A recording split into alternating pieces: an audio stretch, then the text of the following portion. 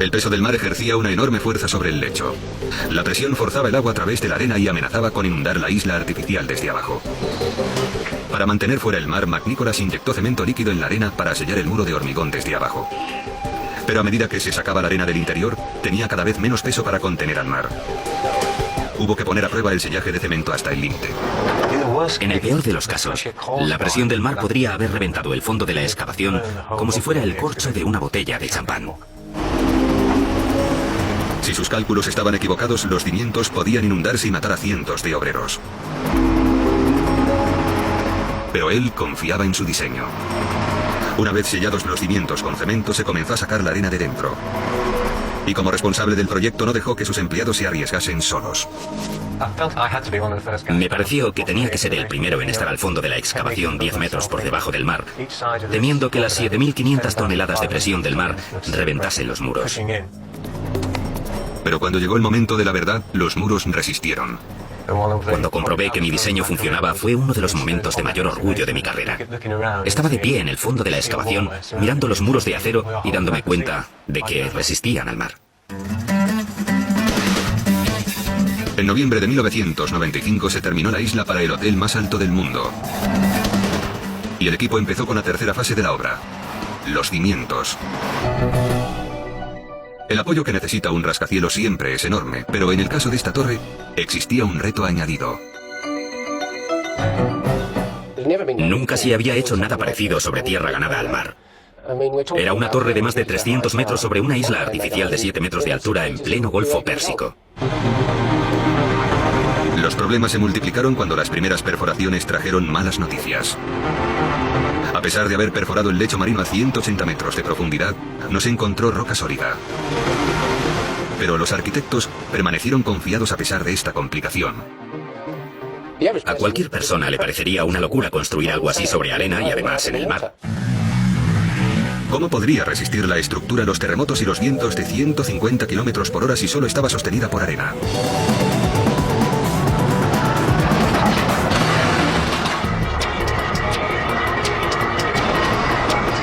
Los obreros se prepararon para colocar los cimientos de la torre en una isla artificial a 270 metros de la costa de Dubái. Pero debajo no había un lecho de roca para sostener el rascacielos. El plan de los arquitectos consistía en sostener la torre mediante pilotes de acero y hormigón reforzado insertados a gran profundidad en la arena. Pero, ¿qué impediría que se hundiera la estructura? Dependía de un efecto conocido como fricción de la piel, que es la resistencia que impide que dos superficies rugosas se deslicen una sobre la otra. La fricción de la piel, en este caso, se producía entre la arena y la superficie del pilote. Y cuanto más largo y profundo es el pilote, mayor es el efecto. Voy a demostrarlo golpeándolo. Con los primeros impactos, se mueve enseguida, pero luego se queda rígido. Y no lo estoy golpeando con más o menos fuerza. Es que la fricción de la piel está empezando a surtir efecto. Una vez que la fricción entre el pilote y la arena equivale a la carga del martillo, el pilote se detiene. Pero el plan de Crisp solo funcionaba si la arena era lo bastante compacta para crear resistencia alrededor de los pilotes. Por ello hubo que recabar muestras de arena y enviarlas en contenedores sellados para ser analizadas.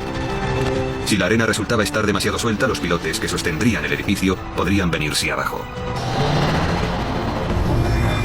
Y la geografía de Dubái ofrece motivos de preocupación. Se halla sobre una gran falla, por lo cual es proclive a los terremotos. En junio de 1964, en Niigata, al norte de Japón, se produjo un terremoto de 7,5 puntos. Como era una zona de suelo arenoso, bloques de pisos enteros se vinieron abajo. Y no es la forma de destrucción habitual de los terremotos, sino un fenómeno conocido como licuefacción. Cuando se agitan los granos de arena suelta, se rellenan las bolsas de aire, la arena se compacta y ocupa menos espacio. El suelo deja de comportarse como tierra sólida y actúa como si fuese líquido. En esa clase de arena cualquier edificio podría desmoronarse. Sin embargo, cuando llegaron los resultados de las pruebas, hubo una buena noticia. En el fondo había arena compacta y calcificada. No existía amenaza de licuefacción, pero los cimientos tenían que ser lo bastante profundos para que la fricción los sostuviera. Como no queríamos arriesgarnos, alargamos los pilotes otros 8 metros. Crisp colocó pilotes un 20% más largos de lo previsto. Los 250 pilotes medían un total de 10 kilómetros, 35 veces más que la torre que sostendrían.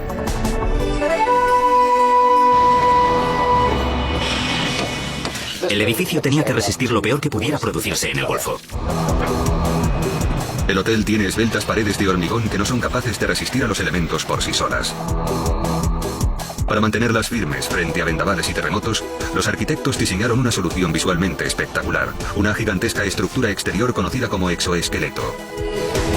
Una serie de grandes cercas diagonales sujetan dos enormes arcos de acero a la columna del hormigón de detrás del hotel. El diseño de Wright hace único este edificio. Pero las grandes cerchas diagonales supusieron un infierno para Anthony McCarter, el ingeniero que tuvo que diseñarlas. Me provocaron 4 meses de angustia, noches sin dormir, preocupaciones y ansiedad. Tenían que ser muy fuertes para sujetar el exoesqueleto, pero su estética también era vital.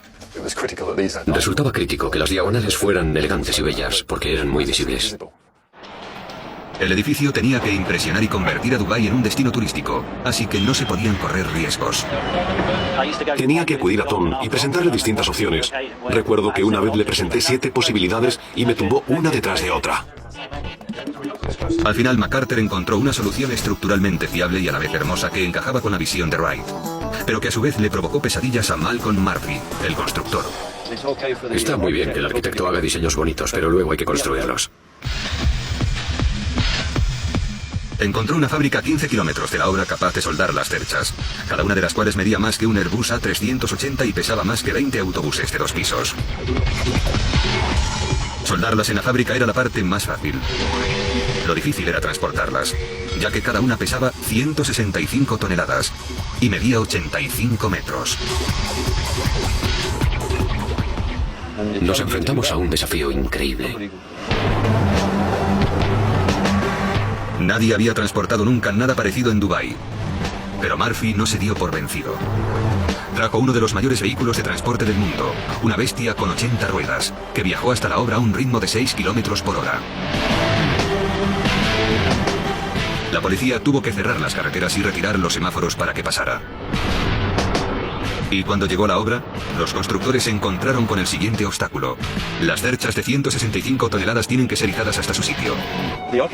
El arquitecto se negó a que las partiésemos en 3, como queríamos. Porque, por estética, no quería que existieran soldaduras. Así que hubo que encontrar la forma de izar enteras las cerchas a una altura de 200 metros. El doble que la Estatua de la Libertad. Tuvimos que meditarlo mucho, porque ni siquiera las 3 grúas gigantescas que teníamos nos servían para ello. Murphy tuvo que irse más lejos a buscar una solución, y se trajo a un especialista en levantamientos de Singapur. Su equipo empleó cabestrantes, como las que se emplean en las plataformas petrolíferas, colocadas en lo alto de unos voladizos a 15 metros del edificio, y sujetaron los extremos de las cinchas con cables de 225 toneladas de resistencia. La mañana en que izamos la primera estábamos nerviosísimos. Esa semana 30 o 40 personas pasaron varias noches sin dormir preparándose para el primer izamiento. Los 2 enormes cabestrantes resistieron el tirón e izaron lenta y laboriosamente la enorme plataforma por un lateral del edificio.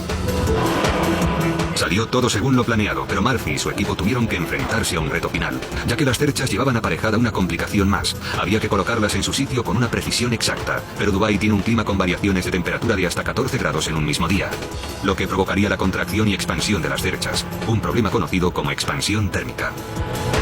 Es la pesadilla de cualquier trabajador del acero, trabajar en el desierto a 50 grados. El acero se expande con el calor y se contrae con el frío. Vale, encendedlo ya. Vamos a calentar el acero para darles una idea del efecto de las temperaturas del desierto. El calor hace que las moléculas se muevan más rápido y vayan más lejos, y la longitud de este tubo de 15 metros crece visiblemente. ¿Qué os había dicho? El acero se expande con el calor. Las cerchas diagonales de la torre podían expandirse y contraerse hasta 5 centímetros en 24 horas. Y nunca encajarían en el punto exacto sin una solución ingeniosa. Lo estuvieron pensando los ingenieros, los fabricantes de acero, los de estructuras, los arquitectos. Todos tratamos de solucionarlo. Y al final la solución se le ocurrió a un arquitecto. En el marco de la estructura, un soporte de fijación con una gran arandela con el agujero descentrado giraba hasta que se alineaba con el agujero de la cercha diagonal. Después se insertaba una clavija de acero de 30 centímetros entre ambos agujeros para unirlos. Este inteligente mecanismo